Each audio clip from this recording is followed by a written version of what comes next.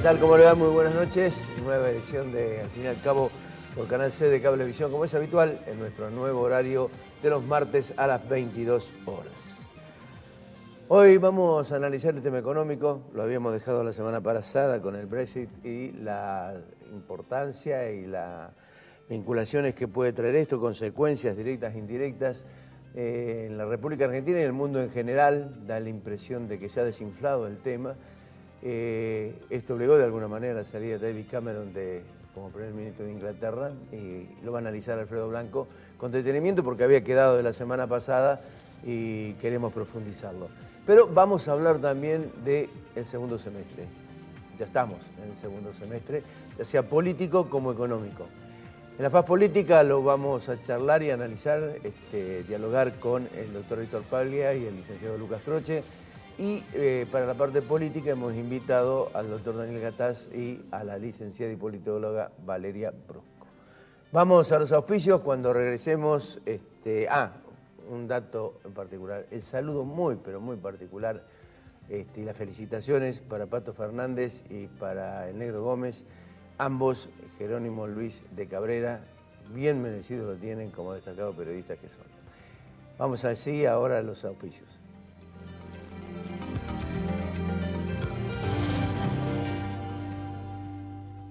Monsanto ayudamos al campo a producir más alimentos cuidando los recursos naturales. Entrá a Descubrí Monsanto y sé parte de la conversación.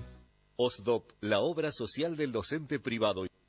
Colector, junto a Rentas, trabajando por el futuro de los cordobeses. Inversia. Cooperativa Horizonte. El Consejo de Ciencias Económicas. Red de concesionarios, Pauni Sanelo. Estudio Jurídico Nagi. Cotreco, Universidad Tecnológica Nacional Regional Córdoba, Fabicur Ixa. Defensor de los Derechos del Niño. Instituto Uldon. Si todavía no tenés tu cordobesa, solicitala ya en nuestras sucursales. Municipalidad de la Ciudad de Córdoba. ¡La Muni! Centro Robles. Marco Aurelio Sosa, Instituto San Agustín, CIAFA, IMIX, Aberturas Urbantec, Novar, La Anastasia. Doctora Elvia Guzmán. Reina Hada Peluquería.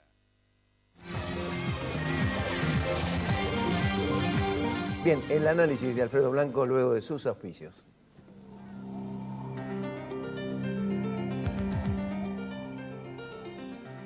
La calidad, nuestra pasión. La satisfacción del cliente, nuestra obsesión. En Fabicur Ixa hacemos la vida más segura. www.fabicur.com.ar. Marco Aurelio Sosa, 58 años liderando en caños de acero. www.marcoaureliososa.com.ar. Ahora vas a poder refaccionar tu casa porque Bancor te da hasta 250.000 pesos para materiales de construcción a tasa fija y en pesos. Simple y fácil de obtener. Vení a Bancor y cumplí tu sueño. Municipalidad de la Ciudad de Córdoba. ¡La Muni! Aberturas Urbantec. Bien, Alfredo la semana pasada dijo, bueno, esta semana vamos a abordar el tema de los Brexit. Alfredo, ¿cómo te va? ¿Qué tal? ¿Cómo estás, Ricardo? Bueno, efectivamente, el martes pasado privilegiamos la posibilidad de tener un bloque más largo con Claudio Lozán y dejamos para analizar hoy esta situación de la salida de Inglaterra, de la decisión del referéndum para salir de la Unión Europea, ¿no? En sentido estricto, el Parlamento británico podría bloquear la salida, cosa que no van a hacer porque tendría un costo político muy elevado. Esto que se popularizó como Brexit por el hecho de Gran Bretaña y salida, exit en inglés, en realidad se hizo mucho más famoso Brexit que Remain, que era quedarse. La palabra en realidad viene, me parece, más de origen de cuando se estaba por ir Grecia, ¿no? Empezó a hablarse de Grecia.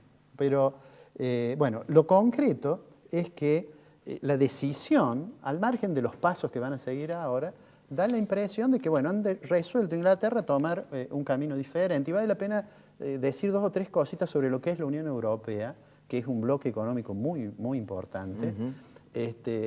son 28 países, se han ido incorporando. El año pasado, si la memoria no me es infiel, el último que entró fue Croacia, en 2015. Y hay varias digamos, en esta integración hay varios aspectos. Hay un aspecto monetario, es decir, muchos de los países de la Unión Europea, no todos, tienen el euro. Caminaron hacia la unidad. El proceso de integración de Europa empezó en 1951 con un acuerdo muy específico, se fue generalizando. En materia monetaria, bueno, Inglaterra es el ejemplo de un país que no estaba dentro de la Unión Monetaria, de la misma manera que no está Dinamarca dentro de la Unión Europea, siendo miembro, digamos, de la Unión Europea, y de la misma manera que Suecia mantiene la corona siendo miembro de la Unión Europea. O sea que se podía estar en la Unión Europea y no estar en la Unión Monetaria. De la misma manera que se puede ser de la Unión Europea y no estar en el acuerdo de libre tránsito de las personas, el acuerdo de Schengen, que algunos están y otros no. Y digo, por algo que voy a decir al final, que también puede no estar en la Unión Europea, pero estar en el mercado único. Es decir, no tener aranceles, que es el caso de Noruega y de alguna medida también es el caso de Suiza.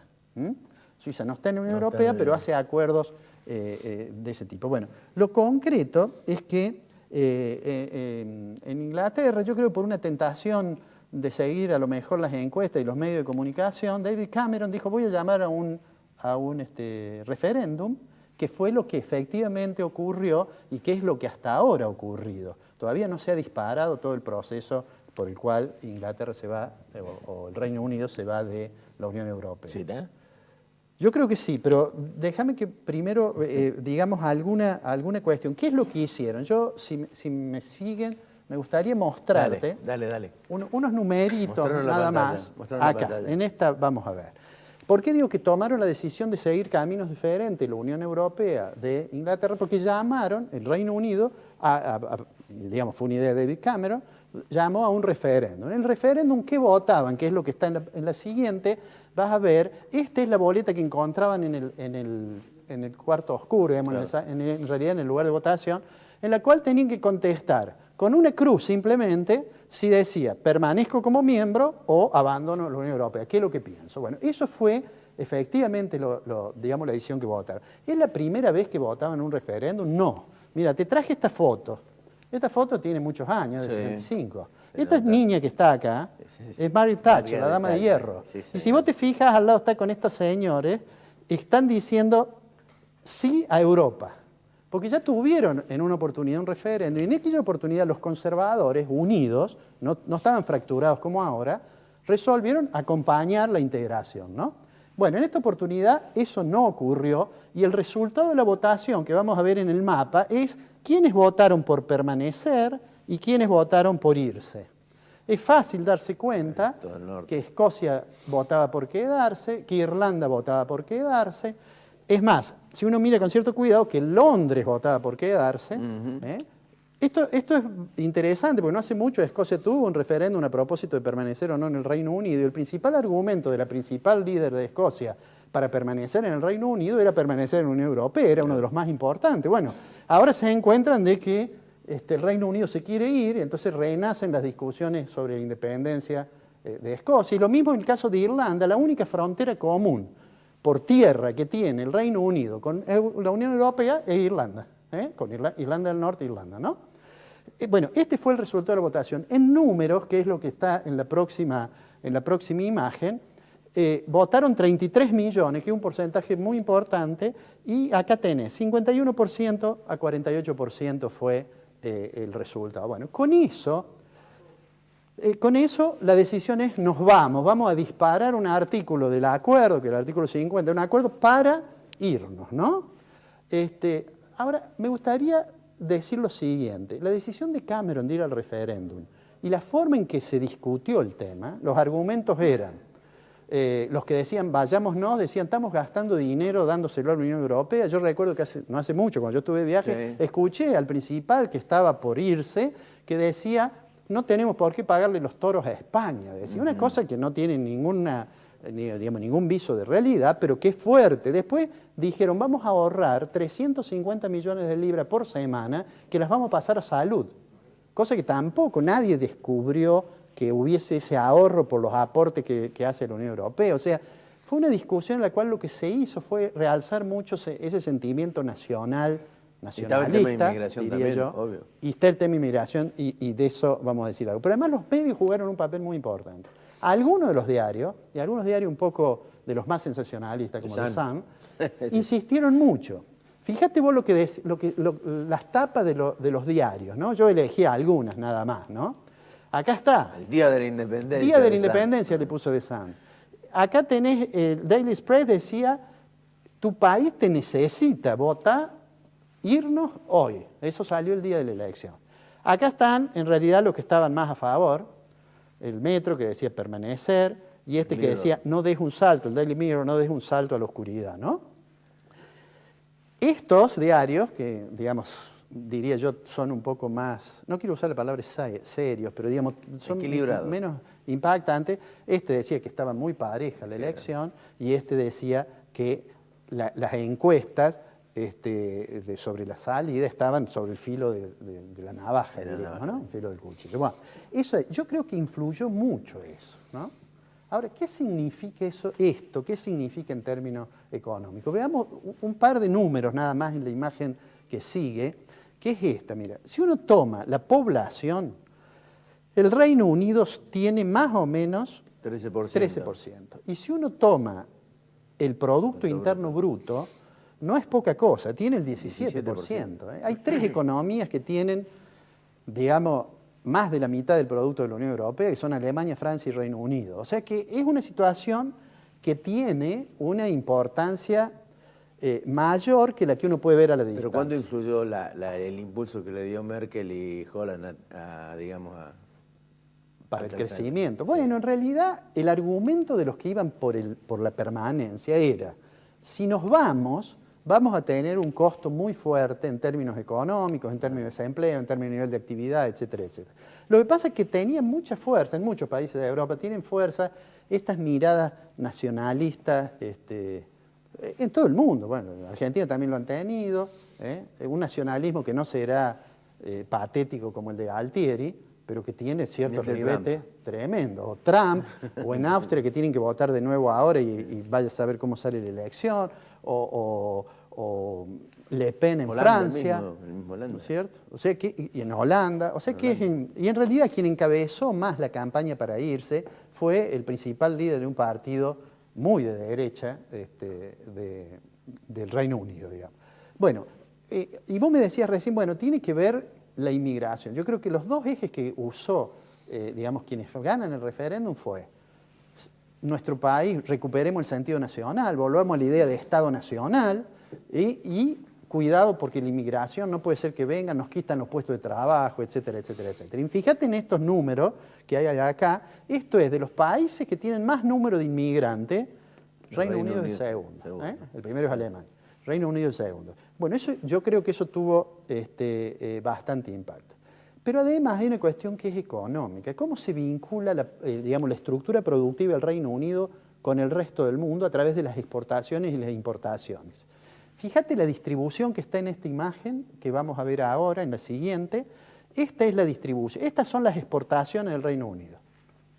Acá tenés, 45% van a la Unión Europea. Y de las importaciones, 53% van a la Unión Europea. Fíjate vos que, bueno, el segundo de importancia es el este asiático, o sea que va por delante de Estados Unidos, pero digo, es decir, es un impacto importante. Nosotros estamos lejos, pero es un impacto que si efectivamente fuera definitivamente que tomar un camino totalmente diferente, tendría en ese caso un impacto importante. Te muestro ahora esto como resultado del balance de comercio. Si vos te fijas, la línea esta verde es cómo ha sido, digamos, el balance de comercio, exportaciones menos importaciones con países fuera de la Unión Europea. Y vos fíjate cómo se deterioró en los últimos años el resultado del balance de comercio de Inglaterra con la Unión Europea. Esto también influyó con el argumento de decir nos quitan trabajo, etcétera, etcétera, etcétera. Me gustaría, digamos, terminar, me dicen que se nos terminó el tiempo con esta imagen. Vos fíjate, los señores más grandes son los que querían parece que tienen cierto temor de si en definitiva se van de la Unión Europea, ¿no? Y los más jóvenes en realidad son los que querían quedarse. Eso está en los datos de la elección, ¿no? ¿Qué significa sobre Argentina? Digámoslo rápidamente. El martes pasado, Claudio Lozano decía que nos va a complicar, porque bueno, Londres es un centro financiero muy importante, puede haber problemas con las tasas de interés, bueno, cuando hay volatilidad, los capitales fluyen hacia la calidad y eso nos va a aumentar la tasa de interés, digamos, eso es lo financiero, ¿no? Nosotros le podríamos agregar que si esto pega sobre la economía global de una manera que hace que se crezca menos, de alguna manera nos va a llegar. Así es. Termino diciéndote esto, yo no creo, pero es una idea mía, de que vaya a ser una ruptura total. Creo que Inglaterra va a mirar con cierta simpatía, si es que la Unión Europea se lo permite, la vinculación que hoy tiene Noruega o Suiza con la Unión Europea, que es de mucha integración, aunque no forme parte del acuerdo, ¿no? Lo iremos viendo. Hay el hecho político también, ha empezado a caerse realmente. Sí. Aún los que ganaron están pagando las consecuencias, ni qué hablar de David Cameron, que se tiene que ir. Yo creo que es preocupante. En Europa las expresiones estas de derecha nacionalistas han avanzado mucho. Y es como uno piensa, el surgimiento de los estados nacionales al final, digamos, después de la Edad Media, fueron muy beligerantes. Parecía que el mundo avanzaba hacia mayor integración y mayor paz, y esa fue la experiencia desde mediados del siglo XX en Europa. Esto de fracturarse y de reivindicar demasiado los estados nacionales, a lo mejor en algún momento pasa a ser peligroso desde el punto de vista de la paz mundial. ¿Te quedas? Hablamos del primer semestre económico. Ok. Dale. Ya volvemos.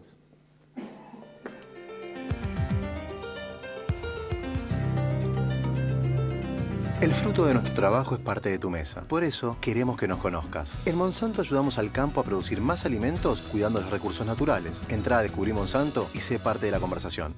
OSDOP, la obra social del docente privado y su familia, informa a sus afiliados que las 24 horas del día, los 365 días del año, tienen a su disposición el servicio telefónico 0810-122 OSDOP para solicitar información, realizar sugerencias, efectuar consultas y presentar reclamos.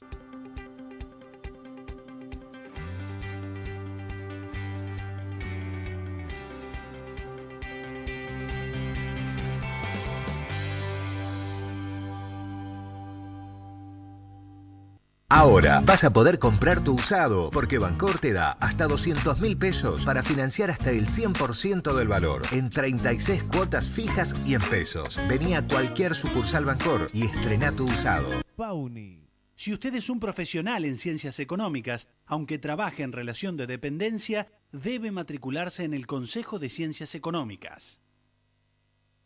Universidad Tecnológica Nacional, Facultad Regional Córdoba. Más de 60 años comprometidos con la ingeniería. Estudio Jurídico Nagy. Contactos al teléfono 428-3480.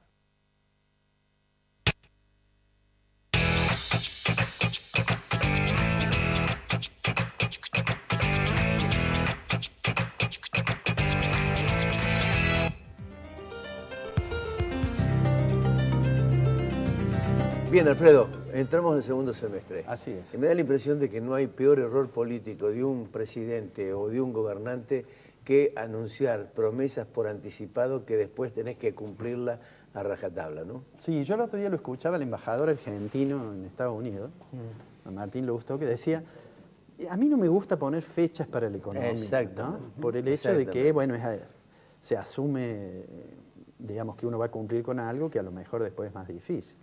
Yo no sé si la fecha la puso el gobierno, la pusieron los medios, estamos tan intoxicados. Macri dijo en el segundo semestre la inflación va a bajar, vamos a estar mucho mejor, vamos a vivir más felices, la revolución de la felicidad, pero da la impresión de que eso en muchos sectores no se vive. Doctor Paglia, muchas gracias por venir, gracias por venir.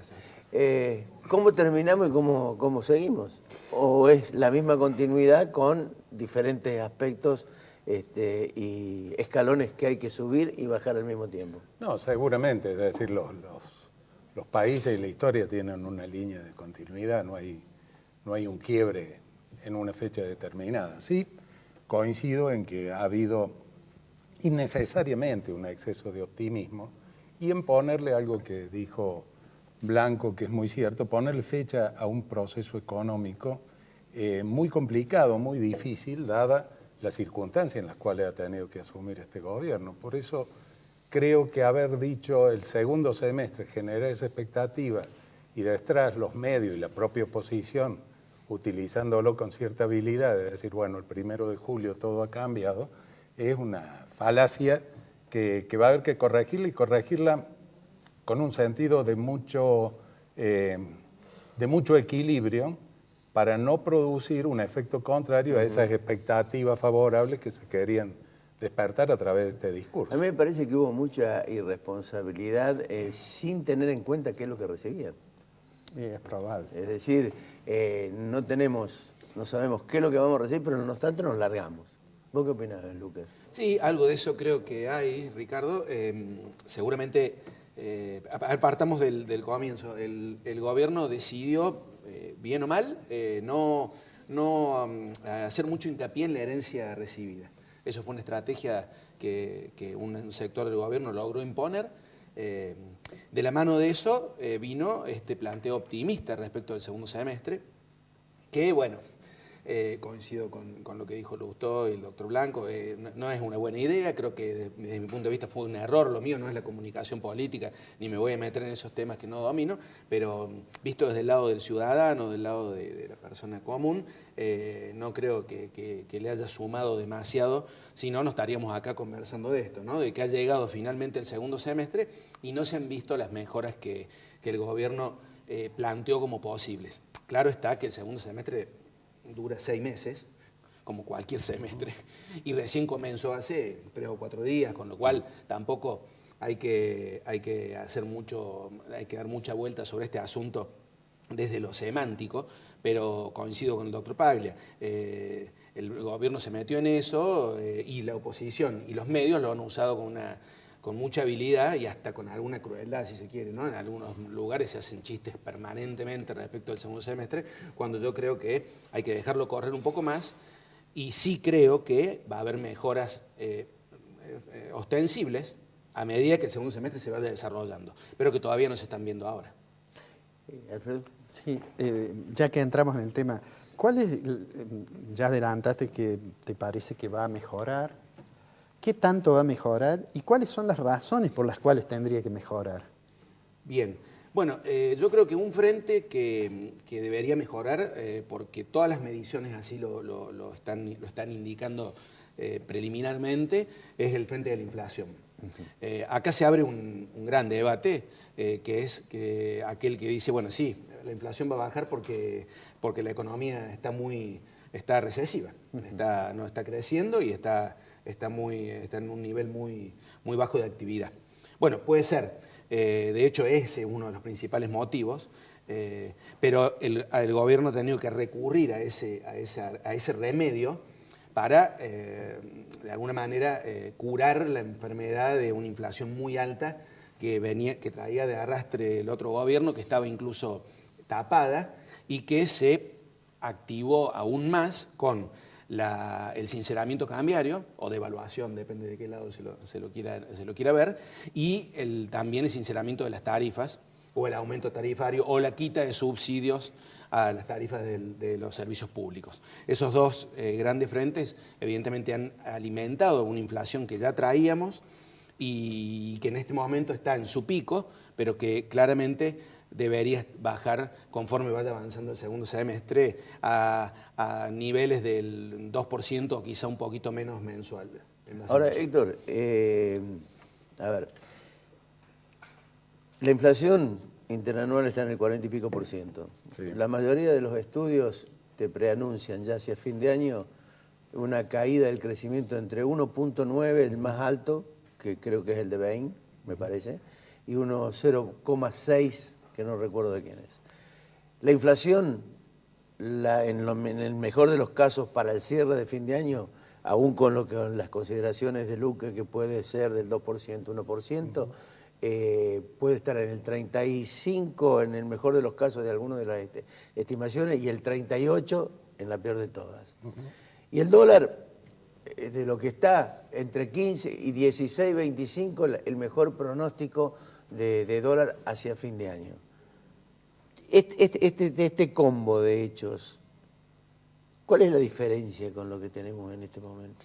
No, indudablemente acá hay que analizar los dos frentes, es decir, acá hay metas monetarias por un lado, metas fiscales por otro, y el gobierno ha cambiado la estrategia, indudablemente, que ha decidido ser más tolerante del lado o desde el punto de vista fiscal y ir morigerando el costo del dinero o la dureza monetaria, pero en microdosis a medida que vamos viendo cómo baja la tasa de interés, fundamentalmente las vinculadas a las LEVAC. En ese esquema quiere decir que el gobierno está privilegiando herramientas monetarias para controlar la inflación contra el peligro que representa la política especulativa de ingreso de capitales, que no es la lluvia de dólares productivos que esperaba, sino dólares de portafolio que aprovechan coyunturalmente la diferencia, claro, y un dólar que se va retrasando con respecto a la inflación. Bueno, con respecto a las inversiones, yo recuerdo que Alfredo decía, si esperan la lluvia de inversiones, cambien el servicio meteorológico. No, seguro, es lógico, pero esto hay que ponerlo en un marco más amplio porque es el contexto general en el cual la decisión de inversión se mueve. Y en esto ya salimos de lo económico. Yo creo que el gobierno, frente a este contexto en donde van apareciendo casos realmente impensados por su dimensión, vinculados a la corrupción y al cohecho, tiene una oportunidad, tanto el Ejecutivo como el Congreso, en decir, vamos a terminar, y lógicamente la justicia en última instancia, con esta costumbre en Argentina y esta práctica exacerbada en los últimos años, que es lo que va a dar el marco referencial para que tanto los ciudadanos como los inversores extranjeros digan, bueno, Argentina ha cambiado de paradigma, ha cambiado sus reglas de juego en materia de seguridad jurídica y vale la pena invertir. Ahora, pero eso lleva tiempo. Pero siguieron emitiendo. Bueno, no, es que la emisión está vinculada a otro aspecto, a otras cuestiones que el gobierno creo que no midió adecuadamente. Y el caso paradigmático es el cuadro tarifario y el más ejemplificativo lo que está sucediendo con el gas. Es decir, el gobierno pensó que un fuerte ajuste tarifario iba a proporcionarle el espacio suficiente para generar en esos sectores una recomposición de rentabilidad por un lado que atrajera inversiones.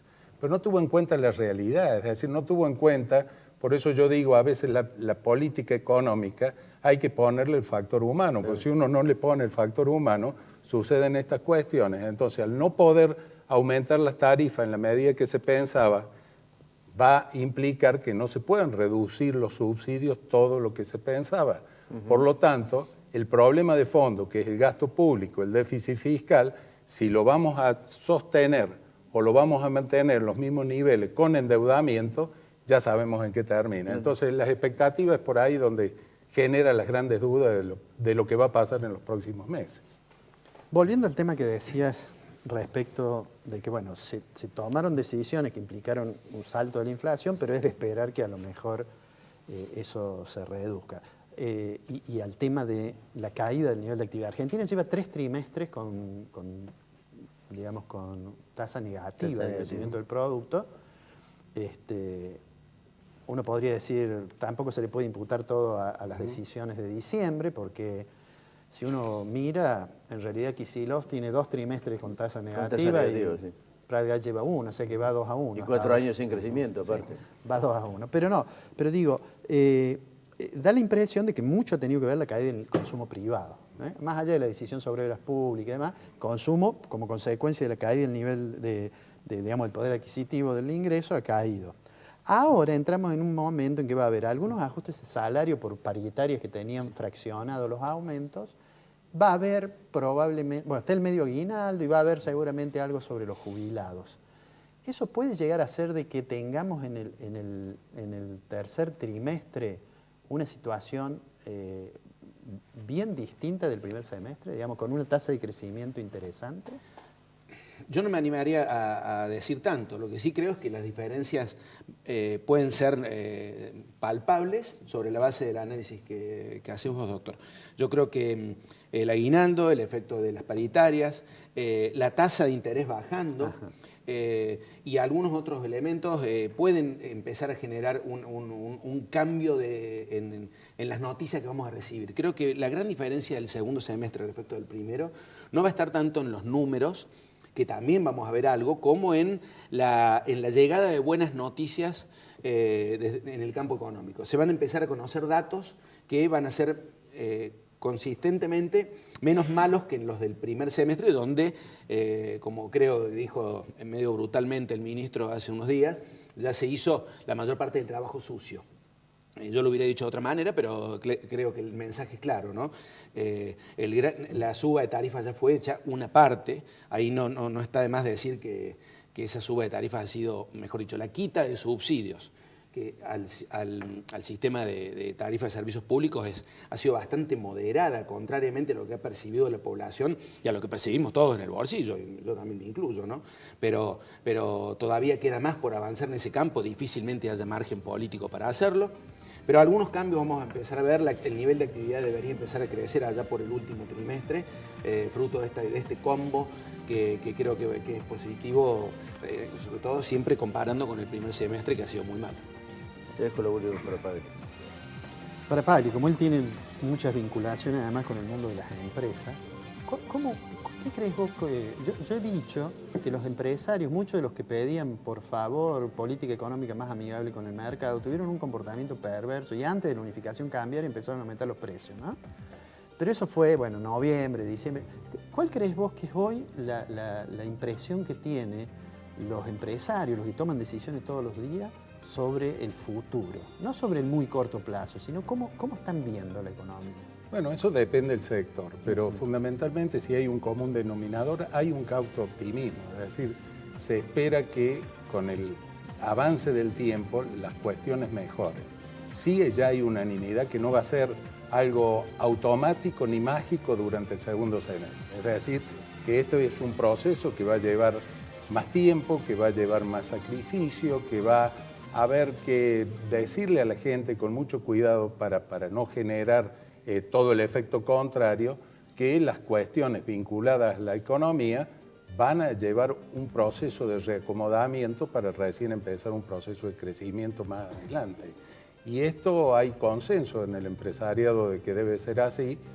Hay muchos proyectos de inversión en cartera, muchos en estudio, y que se van a ir materializando en la medida que el entorno esté indicando que el gobierno no solamente va a actuar sobre la coyuntura, sino que va a actuar sobre las cuestiones de fondo. El reclamo por ver cómo se proyecta el déficit fiscal de acá a 3 años es prácticamente generalizado. Y para esto también el gobierno tendrá que ver cómo instrumenta fundamentalmente un proceso de coherencia y quizás de una menor dispersión en la toma de decisiones en materia económica, porque en momentos críticos a veces la unificación en el mando es muy importante y no tanta diversificación, donde a lo mejor un ministro, como el caso del de Energía, diga yo tengo una planilla de Excel en donde tengo que cumplir con un objetivo y bueno, sabemos qué es lo que pasa en esos casos. Entonces yo creo que para sintetizarlo, el futuro es promisorio. Es alentador ver que se hayan tomado algunas medidas en orden a lo que hacía falta. Sí está pendiente el tema de la coherencia y terminar esta tirantes que todavía existe entre lo que es la conducción monetaria y lo que es la conducción económica propiamente dicha. Héctor, Lucas, gracias.